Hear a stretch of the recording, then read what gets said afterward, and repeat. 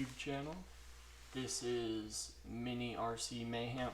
We are coming at you guys to show you our RC 4x4 builds, kind of what we've gone through, what we've done,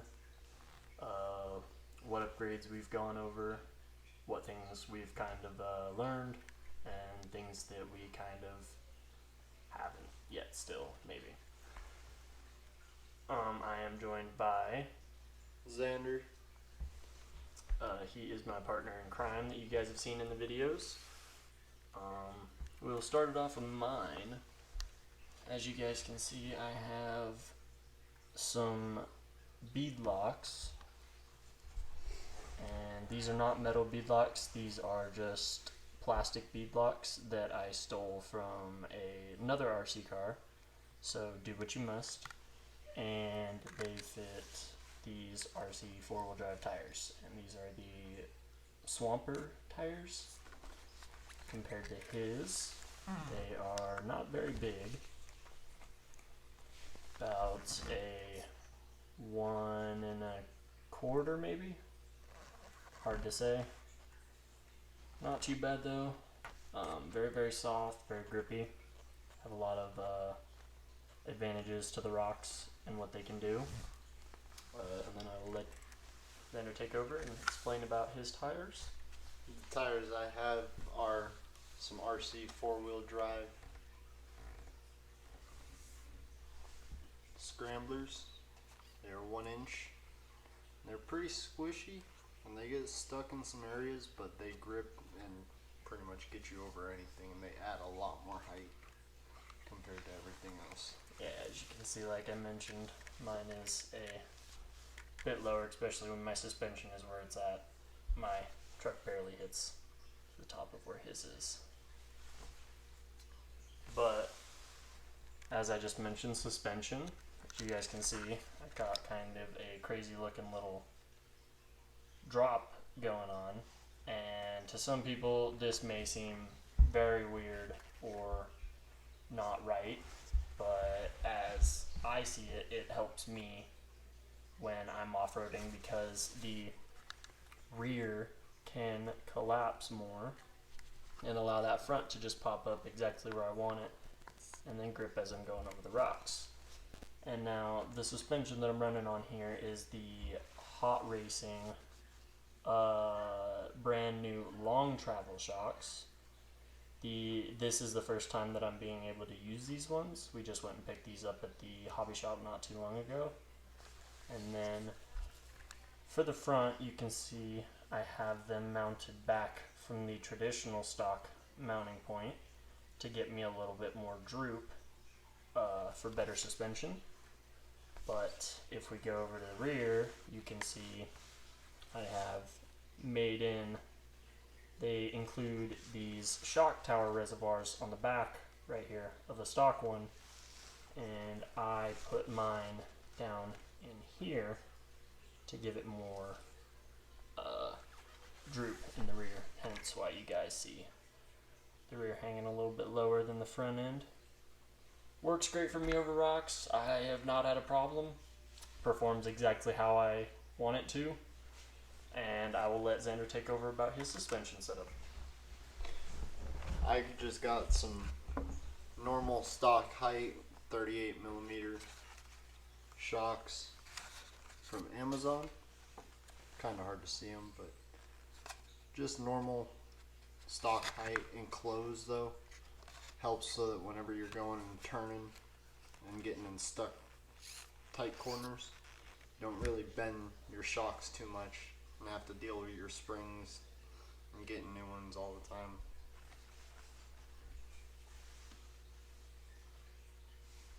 And then, if you can also see, I have a very big, different, upgraded servo.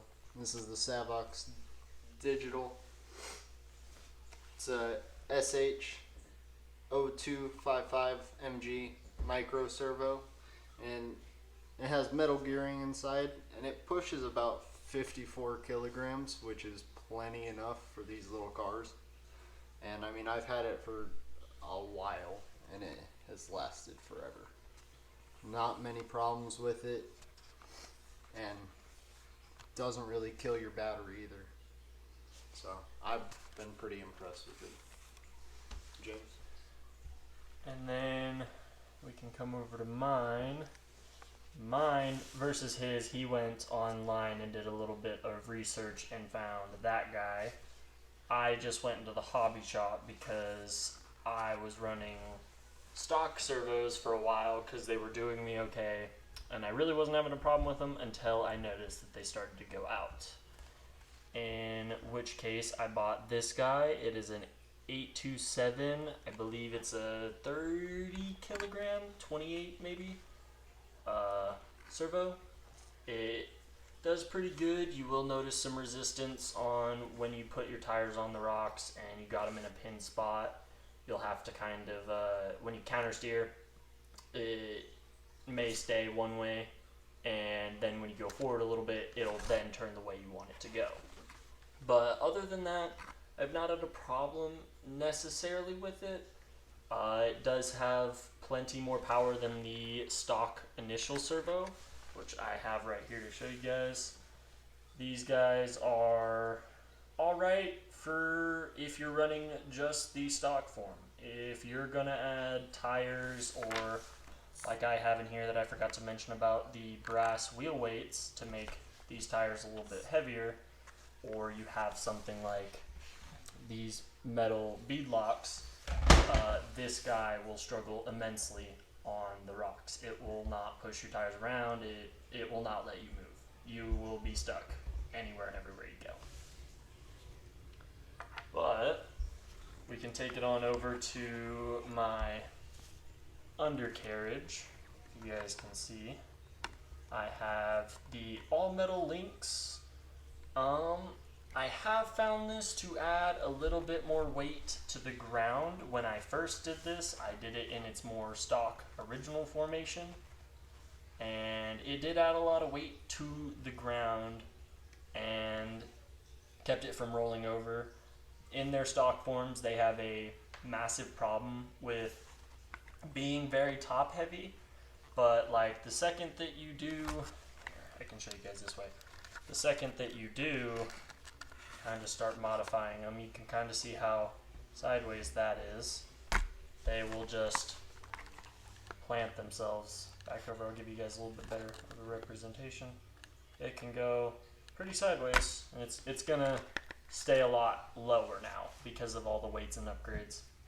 But as far as adding an immense amount of weight, I would say that was more in the wheel wells with the brass, and adding more just you can go into any of your hobby shops and they will have them. These are a 1/4 gram metal weight.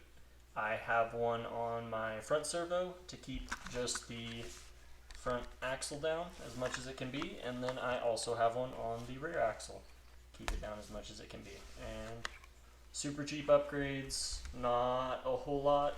I think with the brass wheel weights, these guys, and I'm pretty sure that is all the weight that I'm running on my truck. You're looking at not very expensive, around 30 bucks maybe, depending on where the prices are at today. Very cheap upgrade. And then I'm also running those two weights. I got two of them on the front here on top of the servo, and I got one on the rear to help balance out a little bit more. But my truck being a lot higher and everything, it's a lot more top heavy, so if I go sideways, it can go over, but if I also go sideways, it'll just flop. But I have these brass center weights as well, as long as a brass front axle cover, and they help out a lot with keeping the car grounded and not just always tipping over, because when I go back I can sit here and do wheelies all day and I can keep going, and same with the front, it'll stay planted and I can just hit the brake real quick and it'll pop right down. So, and as you guys can see, these are just two very different trucks. They're not entirely different, built off of the same motives. We were competing against each other. as you guys can see in our competition video, and we like to build tracks as well. Mine looks obviously a lot different. You can see the width of mine. Sorry, his tire is a little loose. You can see the width of mine versus the width of his. It's not broken, I promise. It's just a loose rim. It's just on preference. All that off-roading is preference. For him, he finds it nicer to off-road with bigger tires, more weight up in the front to balance his rig out, because that's where he finds that even point, is having more weight up in his front end rather than the rear. For me, I took out a lot of the weights. I was doing the same thing as him. I had a weight in the rear heavier than the front to balance my car out for certain things. And instead, I went and took all of it off, went completely back stock, and threw the four wheel weights on, and got the little 1/4 ounce weights as well. And then let the car just do its work. For him, he's done a whole more of, I would consider, a scale build. I have went, as you can see, and just glued popsicle sticks, and this is to keep my body on. This whole rubber band keeps it on. It looks a little ghetto, but it does get the job done. It will perform at hand as I like. And then pass it off to Xander. So mine originally was the SCX 24 Deadbolt, and I chopped off this back half of the cage here to make it more of like a truck style instead of a Jeep. Added some little details like this little fire extinguisher, got a little Coke bottle inside if you can see. Then added a lot of decals, did a little air spray on it, made it blue. Added this little light bar. It looks like it's plugged in, but when you take the clips out, it's not really plugged in. Non-functioning lights around here. That's how we like to run our RC cars. I bought it because it said it was meant for a 1/18 scale, and these were 1/24, but it was still too much for this to power, so I had to end up cutting the wire on it and just making it for show. But I mean, I think it still looks good. And now, when we were testing his light, we ran 2 different batteries. You'll get one of these stock 350 milliamp 2S 30C discharge batteries. They are LiPo. These have been wonderful. We've never really had a problem with one. We did one time, but we don't know what happened with that. It ended up frying his ESC actually. We had to go get that replaced, but as long as you're paying attention to what you're doing and plugging it in right and making sure that all the connections are good, you guys should be okay. But we got the stock battery. He has a whole nother upgraded battery that we can go over in another video.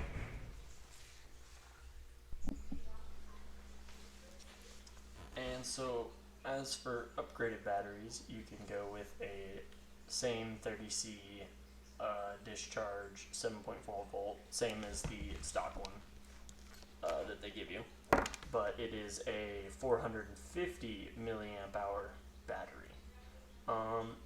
I've heard mixed things about this one. It does have more milliamp hours, meaning you can have a longer run time. A downside that I have noticed is leaving it plugged in. We've ran this one, I don't know, what would you say, buddy? Probably a good 45 minutes compared to the stock batteries that maybe last you like. You can get maybe an hour almost, depending on what you're doing. It also depends about throttle control. But this guy's just seemed to drain. It was originally seemed like it was better than the original one. Gave us more power, was just better, it seemed, or felt like. But it has slowly just depleted, essentially. And we now just kind of have gone back to buying and just mainly running the stock 350 milliamp hour 30C stock battery. And then, as for getting out of that subject,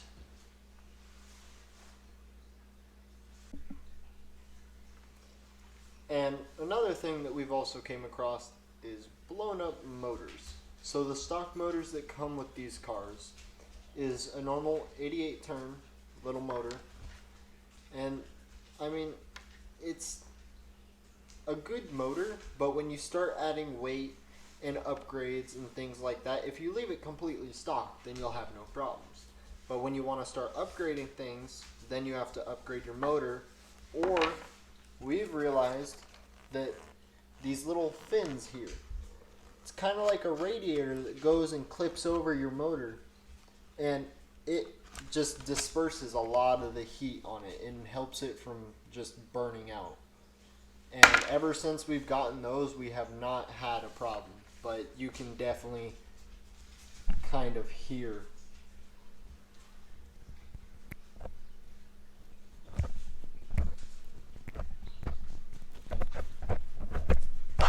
It's very messed up. and then, so we move on again. We have our last little bit. Wanted to show you guys the tires. So, well, not our last little bit, but we have it's painted. It comes silver stock. This is a BF Goodrich designed tire, and you can see that tread pattern there. It's more of a rock crawler tire. You have a not so mean aggressive pattern, but yet very soft, very pliable tire. We'll use my truck for reference since I do have the smallest tires and then go up from there.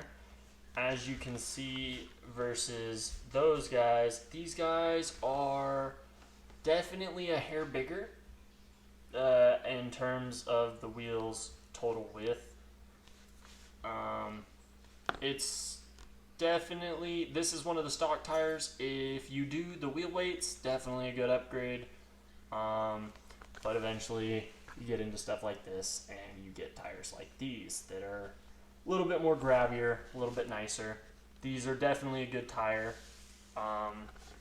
Just only downside obviously would be they're stock, so they're just going to perform for what the vehicle is worth. We can move on to another sort of stock tire. Is I actually went out and bought these online. So be careful of tires that may look like these. I went and got these. Actually, I'll show you guys the front side. My bad, that was the back. These are super soft. I loved these tires, the feeling out of the box. They grabbed onto everything. They absolutely tore up against the rocks. These are a so-called mudslinger type of design. Same as these, just not as a harsh design with the outer edge of rubber. And the reason that I said be careful of these guys is because if you can see, and I'll turn it a little bit, these guys are noticeably smaller than this other tire. It is pretty easy to tell right out the gate, and you'll just end up getting stuck worse than what he was saying, where he's having a problem where a tire dips down in the hole and it's just gripping on one side of the rock and then gripping on the back as well. These guys, these will just pin you in a hole and you're done. You're stuck. You're dragging on your axle. You're having a really bad day at that point. And then we'll move on to another stock tire. These are what came on the Deadbolt and the Jeep. The C10 was the only one that received this tire, the BF Goodrich. And then we have a Nitto Grappler style tire. Same kind of tread pattern almost. A little bit more spaced out, a little bit kind of meaner pattern, I would say. Definitely a lot taller, as you can see. You can see the difference in the stock C10 tire as well. That there is a definite height advantage. You run into a lip right there, as you can see. And So that's another versatile tire. Like I said, good options for running a wheel weight with these guys and using that. It would definitely give you a decent amount of weight to the ground and all that. And then, last but not least, I was running these at one point. These were my upgraded metal rims and upgraded tires. I stopped running these because, like you had heard Xander say, I was running into a clearance issue with my suspension setup, as to where when I would turn, it would sit there and rub on my spring and kind of bow it out and do some things that I didn't like, and it wouldn't allow it to close down solidly again. So when I started running into that issue, I changed to these tires and added the wheel weights and got rid of these guys. These are a definite valid option, very heavy, very solid. You have this very mean tread pattern. You can of course choose any set of tires. These are the tires that come with the SCX 24 B10 Betty. Very mean, aggressive tread pattern. It does great against the rocks, very grippy. I have noticed on certain rocks it will slip out. It is a lot more prone to slipping out rather than to these, but if you look at the depth of the tread pattern and you look at really the tire size difference, as these big metal bead locks, these are some of the biggest tires you can get, versus these guys. They're a little bit smaller. You can see about a maybe finger smaller,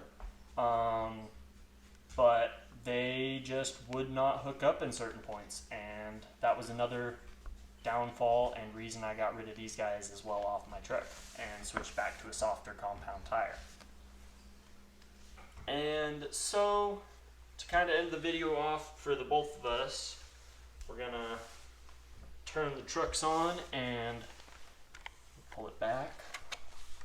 We'll bring out the suspension flexor for you guys to show you guys their capabilities. I will let Xander set his up.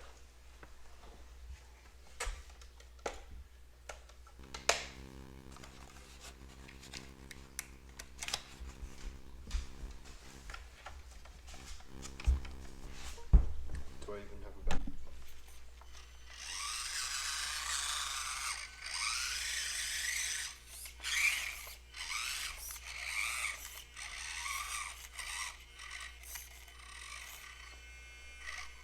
And then he's going to go up to where his back tire about picks up. So,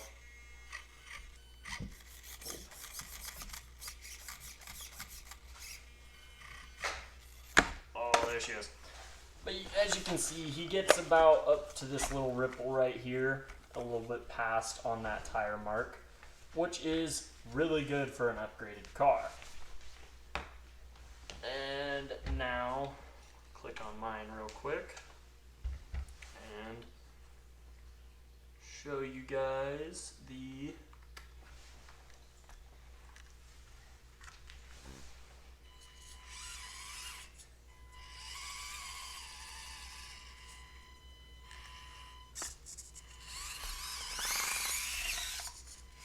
and then I am having a rubbing issue due to the fact that I just put this body back on this car. As you can see, go up a little bit further and let my suspension settle.